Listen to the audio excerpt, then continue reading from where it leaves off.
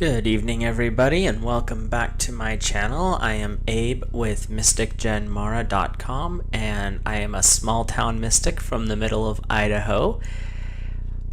And tonight, just because we're getting closer and closer to the holiday season, or to the big holiday, I should say, not that we're in the middle of the season, with Christmas coming up this weekend, I figured I would just do a more relaxed, not so much educational type thing and not doing readings or anything like that. Just kind of chilled out for me anyway. It's been a busy month and it's almost over, which I kind of mixed feelings about that, but that's just me being weird.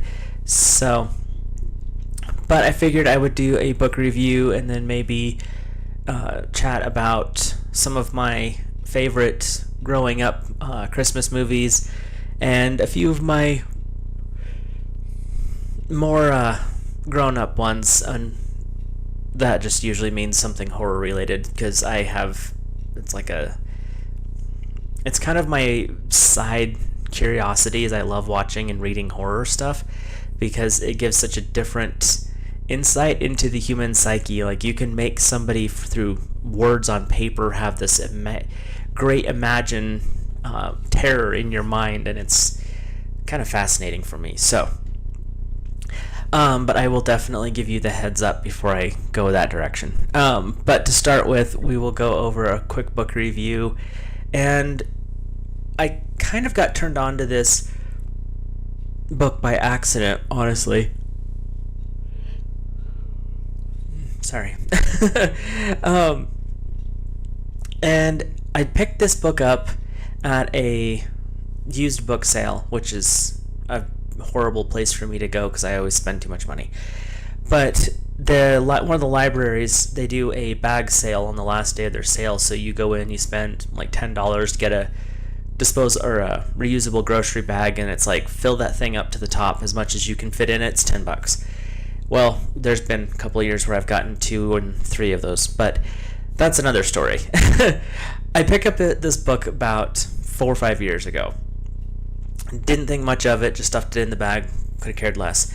And then I start watching some YouTube videos, primarily, about the Law of One. And then one of the ancient alien guys, and he started off, to me, on a really good place, and he's wandered around into some really weird places now. But that's David Wilcock, and I find him entertaining still, even though he's a little bit kookier than he was before. Okay, a lot kookier than he was before. But he started referencing this term, the Law of One, and I didn't have a clue what they were talking about. So, you Google, you YouTube, you search around, and I kept running across this term, the Law of One and Ra, and I'm like, who is this? So I start digging around and I find the name of this book, called The Ra Material, An Ancient Astronaut Speaks. And I was like, well, that's an interesting book title. I wonder if I can find it. Couldn't find it online. Well, I could find it used, but they were wanting like $80 for it, while I can buy the brand new set for $100. Well, I don't know if I like the book yet or not, so I'm not buying the 7-book set until I know. I was kind of annoyed, and so instead of looking, because I have all of my books inventoried on a flash drive, because I'm that type of person, if I don't have it written down, I will not remember, because I have a massive library. I was rooting around in a box of books looking for something else, for a different project I was working on. And I pull this pile of books out, and one falls out. Literally just falls right out the middle of the pile, which was weird because I had them all stacked up straight.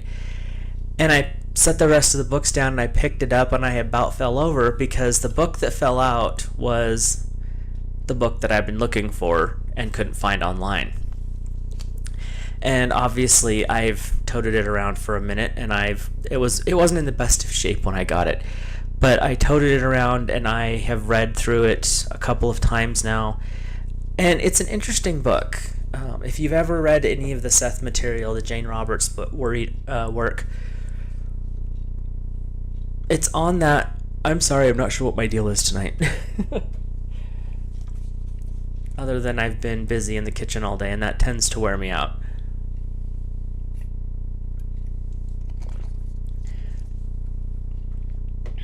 Anyway, if you've read any of the Seth materials, she talks about, or Seth talks through Jane, about how there's a lot more going on in the grand scheme of things than what we humans realize. And then, what I didn't realize as I was reading through this book the very first time, because it was almost difficult at points to read through, and I didn't understand why I was stumbling over it. Now I know that it has nothing to do with the astronaut. That was the part that was stumbling with, because it was like, this isn't right. There's something not adding up here. What is going on? But once I went through it the second time, then it clicked. This was their way of explaining who Ra was. It's not quite astronaut in the way that we would think. They're talking astronaut as an astral being, which is a little bit more easy to understand once you figure that out. But the fascinating part to me about this, and this is a side note, I'm great for those lately, Don Elkins and Carla Ruckert and James Allen McCarty were actually part of a larger group, and this is the part that I didn't realize when I first read this. They had been a collective of mediums and channelers who were actually bringing through the primary entity was Kuo. And there's actually there's a YouTube channel that does a lot of readings from that work. And that body of work is extensive. They're still, to my knowledge, doing some part of it, not to what they were back in the day, but they're still working with it. But Don and Carla started talking to Ra directly, and they started working specifically with Ra. Well, then you start getting into how they got started. And then it got really fascinating for me, because the way the Kuo stuff started was through a form of like Golden Dawn ritual mysticism. That's fine. I like that stuff. But then these guys started talking to Ra, and Ra was very specific in how he was going to communicate. There were certain items that had to be put at her head.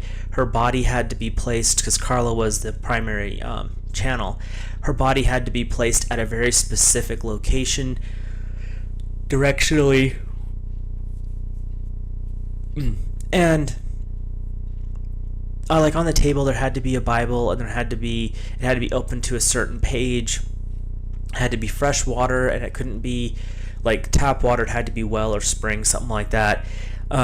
She had to be dressed a certain way, covered in primarily white, from what I understood, blankets, because when you do the full type channeling and mediumship like they were doing, the body gets cold really quick. And so they had this huge process they had to go through, and there were times where she could go, like, I think most of this book was less than a year. Let me check the dates again, because I can't remember off the top of my head, because they dated and recorded, I believe on cassette tape originally, every single encounter, every time they would set up to do a message, because the messages that were coming through, they realized, were a lot more important for everybody, and it wasn't just for one or two people. But like this was, let's see if I can keep my fingers in here. This was one of the, so it was like candles, and there was the Bible, and there was a cupful, a chalice of water, and these were all very specifically oriented. It wasn't something that you could do. This is, like I said, they had to have everything set up very, very specifically to basically make it easier for her to bring in Ra. So the majority of this book is like January, February of 1981. There was a little bit more, I think, scattered throughout, kind of filling in some blanks, but the majority of this was in 2 months. Now, 2 months to write a 220 odd page book doesn't sound like a lot, but when you realize that this was all being brought through one human body, and it was draining her. There were points where there'll be breaks for 4 or 5 days because she was so exhausted that she needed a break. Like I said, they introduced this in the first part of this book, kind of like how they got going and what was required of them to make this work. But then you start getting into the message, and it starts off real generic, which, if you've listened to the Seth material, if you've ever listened to or read or watched any of the Abraham Hicks stuff, in the beginning it tends to be pretty generic, pretty quiet, nothing too exotic, but it's more of getting comfortable to the person who's bringing in the other beings. But then you start getting into more of the information, and Ra talks in a very unique way through Carla, and they start talking about your distortion, which in a lot of our terms we would call our illusions, the way we view things, and it's not always accurate with how we view stuff, and so he would term it as a distortion, which I thought was a great way to explain it. And when Ra talks about Carla, because he's coming through Carla's body, he always refers to her as the instrument, which is funny, she has a name, but it was just easier in his vernacular because being a spiritual body, completely spiritual, translating the language into words is a little bit difficult. And like I said, I've watched Esther Hicks. She talks about it, and it's not a simple answer that comes in. It's like a bulk of information that gets translated into language. And so you have this different way of basically bringing this information in.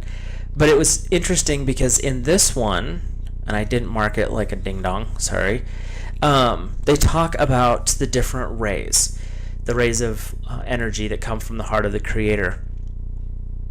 And I've always heard these different ways. There's the amethyst ray, the was it turquoise or green ray, the yellow ray, all these different colors. They talk about it in here.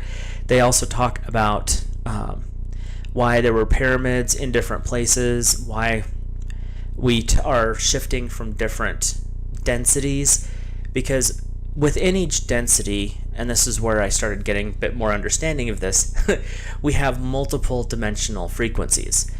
So we're currently in the third density of the planet. Now, it's not just us, the entire planet is cycling through this process, and that's what Ra was talking about when he talks about densities, is we're shifting from a dense, not as awakened energy around the planet, and we're shifting into a higher frequency, which is the fourth density.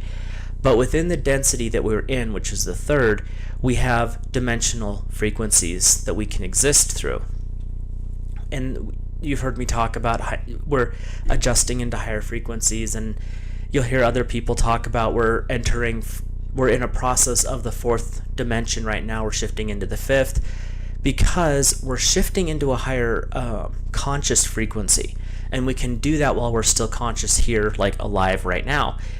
But when we switch from dimensional frequency, into the density situation, Ra calls it the soul harvest. And he uses the term because you're gathering in those who are ready, and that's why they would call it the harvest. So it's basically when you're done on this cycle, if you have accrued the right frequency in dimensional terms, you will shift densities into the next one on your next reincarnation of life. And the planet itself is shifting. So it's not just the humans that are on it that are shifting, the planet is. And if you look around, that makes sense. And according to what Ra told Dawn and Carla, that shift started in this last century. So between 1901 and 2000, the shifts began. So a lot of the people who are passing away right now, if they have, shifted their awareness up the spiritual chain, so to speak, then they're actually going into this fourth density when they, if you believe in the reincarnation myths, when they come back. And those who are not, because this planet is shifting, there's no question about that. I mean, if you look around, the world's in chaos. Chaos is a sign that something is shifting and growing.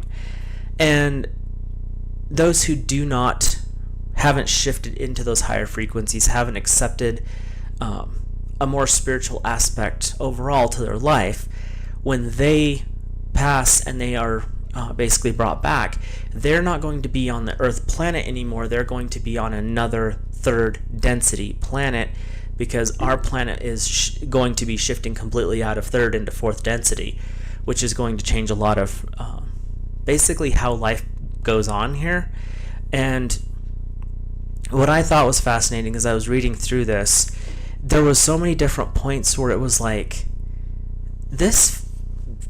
it's almost like you kind of have this feeling already, and I don't believe they talk about it in here. I can't remember. Let me look. But to me, it almost feels like the Atlanteans were people that came from a higher frequency to here to help us step up the pace of shifting, and that they were actually a higher frequency when they came here, and that's why they could do what they did. But because our energy was so low, we actually pulled them back. Oh, they do reference it in here. So yeah, they talk about Atlantis in here, because I can't remember, just because of my memory. Let's see here.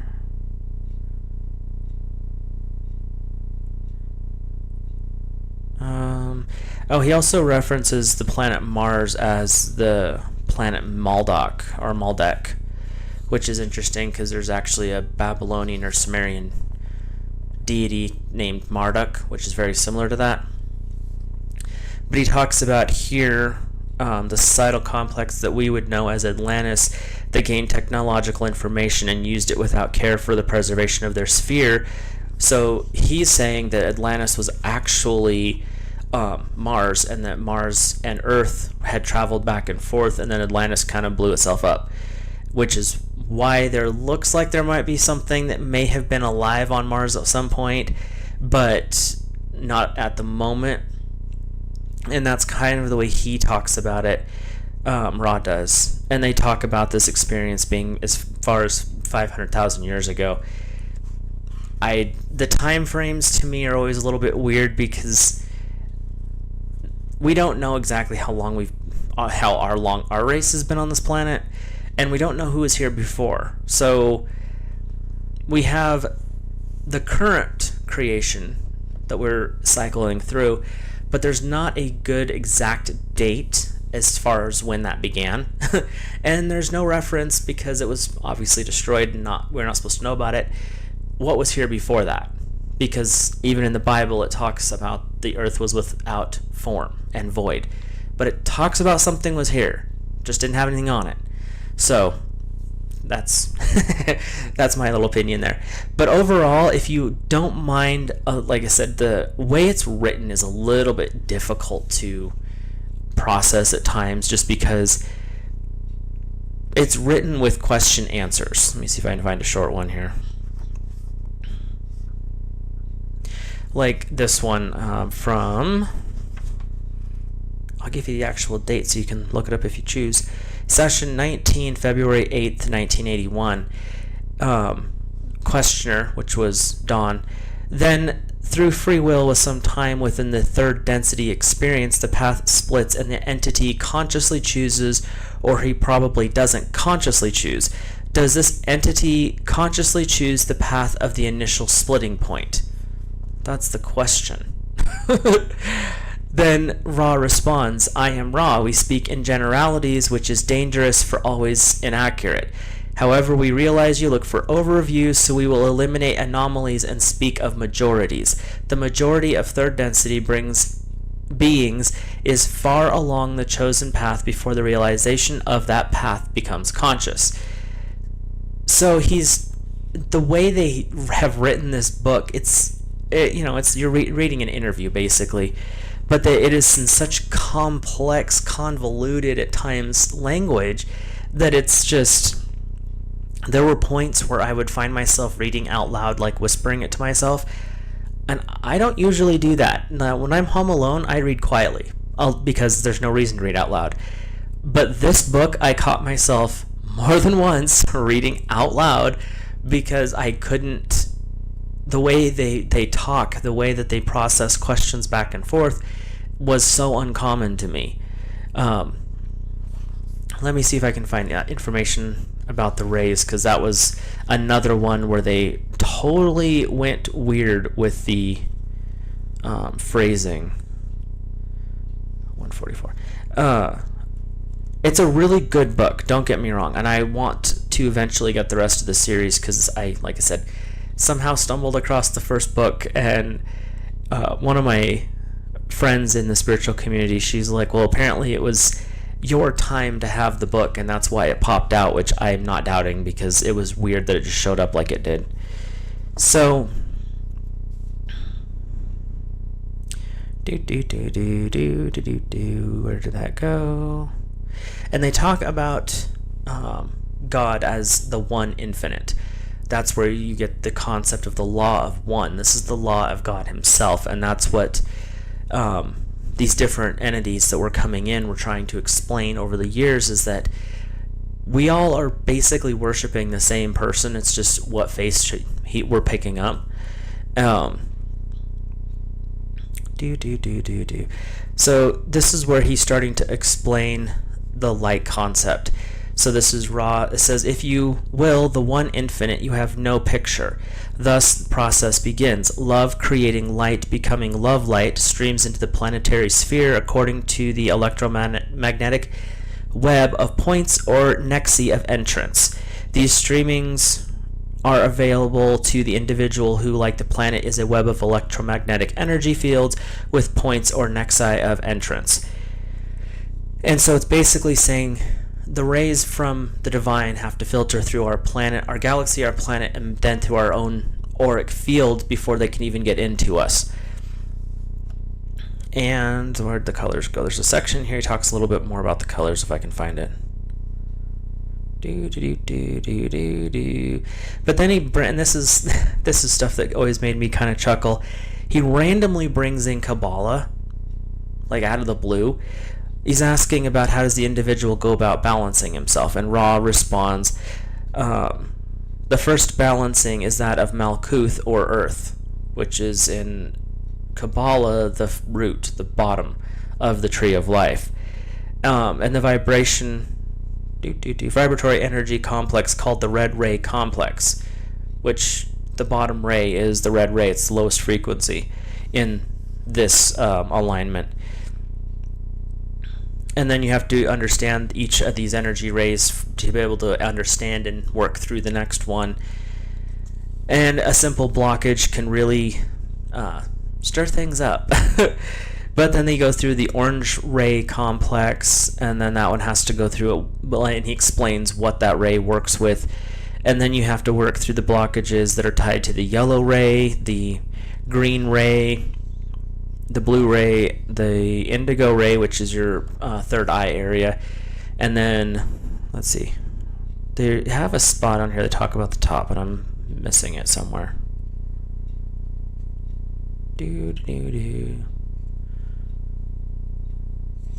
But basically, you work within the chakra series of colors all the way up, but it's not just on our plane, it's on a planetary sense as well.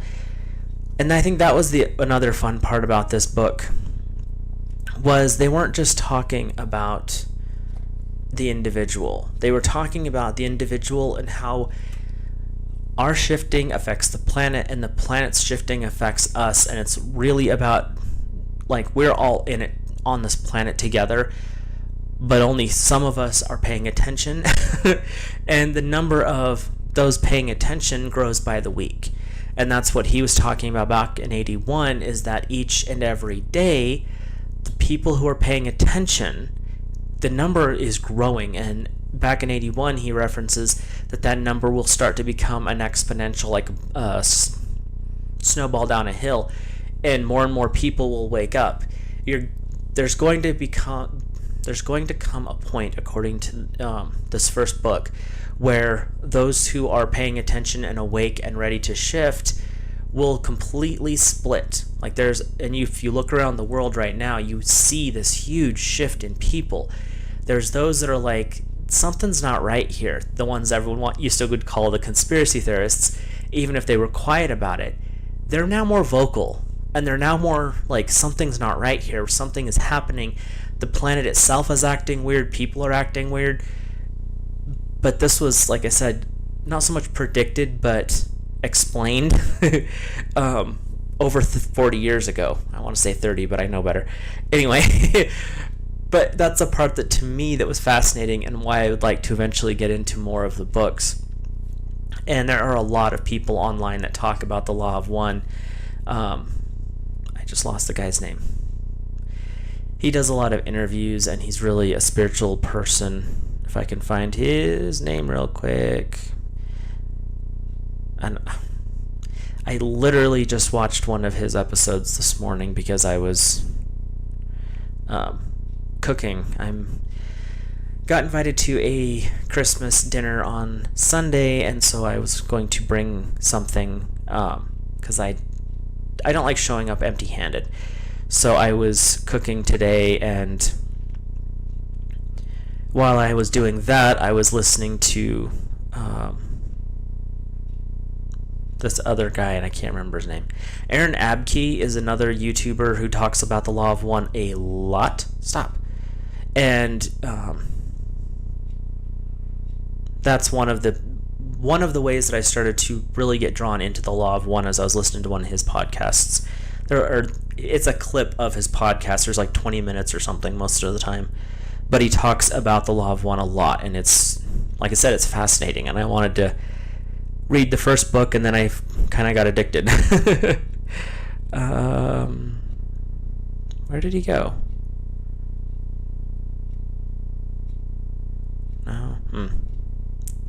Anyway, I'll keep looking here. No, not that.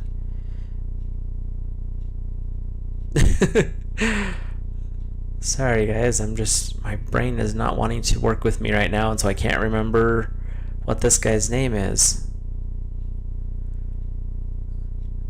And it's not difficult. That's the part that's killing me, is I know who he is. But I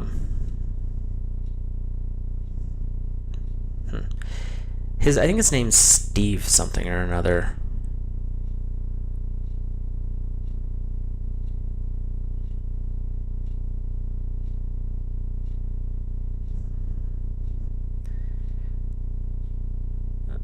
Oh, is that what we did?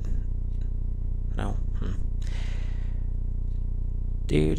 Sorry about this. I wanted, like I said, I just wanted to say what his name is, and I can't find it. Because it's worth taking a check of what his channel is, because, like I said, it's definitely worth it. Oh, why? But the Law of One stuff is actually super fascinating. If you get the chance to dig a little bit more deeper into it, I highly recommend it. It's Brian Scott is the name of the channel that talks about Quo and that kind of stuff. He does a lot of other older type beliefs, and his channel is the reality the stream he titles is the Reality Revolution, but it's on Brian Scott YouTube channel. But it's definitely worth checking out if you like this type of stuff, because he's been on a kick from some older guys here lately. Some of the old books from back in the day he's been going through and reading sections of them, and it's really fascinating. So But yeah, if you're looking for something a little bit different, understanding that the way it's written is a little difficult, The Law of One, or The Raw Material, the first book, is the one I've read so far. And if you are interested, there's a link in the description. And now, hopefully less babbly, I don't know. We'll hop into chatting about some of my favorite Christmas movies. 'Tis that season. And if I don't drop them, the ones that I could find that weren't exorbitantly expensive, because I didn't realize some of these were out of print, some of the cartoons anyway. But two that my mom got me started on when I was a young whippersnapper was White Christmas, and I couldn't find my copy of it, so I can't show what that is. But then, and that one was kind of everyone knows it, but I really do like the dancing. I like the story, and it's not too cheesy. But the other one that I feel like no one's ever heard of, because every time I mention it to people, they're like, the what? But it's Holiday Inn. It's got a similar cast of characters. Fred Astaire and Bing Crosby are in it. And it's a really fun video. It's these guys, I can't remember if I got the black and white one or the colorized. Anyway, they are all performers on like Broadway or something, and they're getting tired of that kind of a life. And so they end up buying an old rundown inn, like a motel. And in the process of this purchase, they decide to only be open for holiday periods. And they do shows based on the holiday. And so it's not like an exclusively Christmas movie, but it's fun to watch because this is the time of the year you would want to watch it. But they go through all the holidays, and there's of course the atypical love story in it, but it's worth checking out if you're looking for something a little bit different, a little bit older, and not so much chaos. It's plain in the sense that there's not a lot of special effects, there's not anything graphic, the romance is really muted, but it's there. It's a feels movie. So that's one I highly recommend. Another one is called, and I don't know what my deal is, I must be an old soul or something. It's an old black and white cartoon called Christmas Comes But Once a Year, and I got it on this series. There's one linked in the description that's similar, and there's a few others on here that are okay, but I got it specifically for this Christmas Comes But Once a Year. When I was little, this was on a film all by itself. It's like 15 or 20 minutes long. It was a VHS cassette that my mom picked up somewhere. I can't remember where she found it. And I don't know why that particular video was one of my favorites. I would watch that thing to the end, rewind it, and watch it again 4 or 5 times in a row. But it's about these kids at an orphanage, and they get some really crappy Christmas presents, and pretty much everything breaks on Christmas morning, and the kids are all upset, and it's like, it's done in the really old school black and white pencil sketch type animation, and you feel terrible. And then all of a sudden you see this basically peddler comes along, hears all the kids crying at the orphanage, and I won't go into all the details. It's a short movie. If you are interested, check it out. But it basically, the kids get their Christmas, and they get it better than they had it before. But it's just the way that the whole thing goes out, or plays out, is really cute. And the song that goes along with it is Christmas Comes But Once a Year, which is also the name of the movie. So I don't know. It's one of my favorites, and it's really super cute. Another one that this was gifted to me. When Grumpy Cat first was really a big thing, I was obsessed. And I'm not a cat person, I'm a dog person. But I liked Grumpy Cat.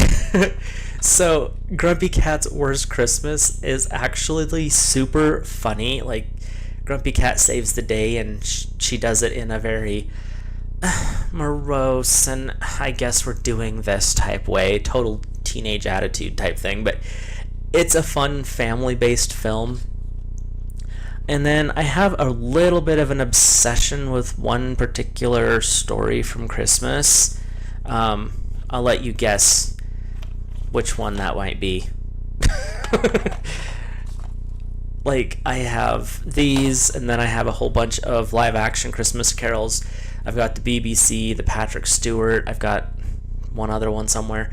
I just have been slowly collecting them. If it says Christmas Carol in it, I probably am going to buy it or ask someone to gift it to me because I am kind of obsessed.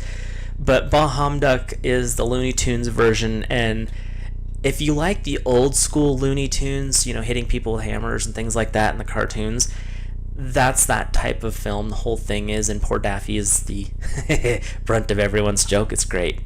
And then the Flintstones Christmas Carol is just another feel-good movie, and you don't have so much of the metaphysical going on. It's a lot of life lessons, not being too much into yourself. And when when people are there and you are expecting things of you, how to step up and how not to be a total, rude person about it. And then the ever classic Muppets Christmas Carol, where everything is chaos and it's just a lot of fun. Of course, there's a bunch of musicals in the Muppets one, because it's Muppets, why wouldn't there be? And then, where are we at here for time? Oh, we're good.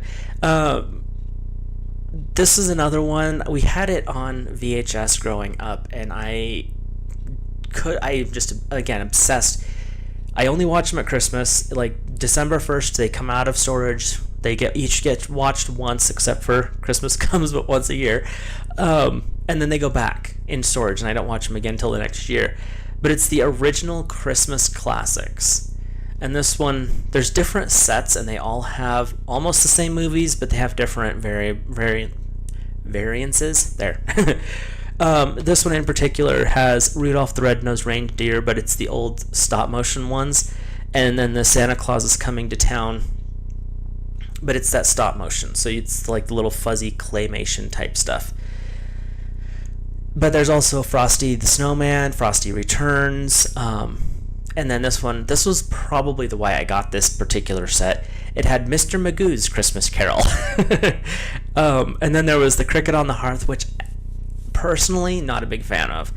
But the other one, and this was my mom's favorite, and I think still is today, so if you're watching this, I still remember one of your Christmas movies, but that's the Little Drummer Boy, and it was done by Rankin and Bass back in the day as well.